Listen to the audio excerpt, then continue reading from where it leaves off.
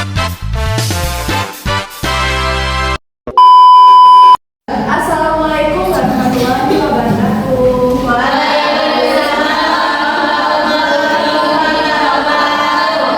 Sebelumnya yang terhormat Bapak Ahli Kepala Register Pendidikan selaku dosen kami. Oke, halo teman-teman. Hai. Selamat sore. Sore. Oke, baik, perkenalkan nama saya Dewi Nursyayani dengan NPM 20423023. Oke, di sini saya sebelumnya mau tanya sama teman-teman. Pernah nggak sih teman-teman mendengar suatu informasi atau berita terus kalian langsung percaya aja? Pernah.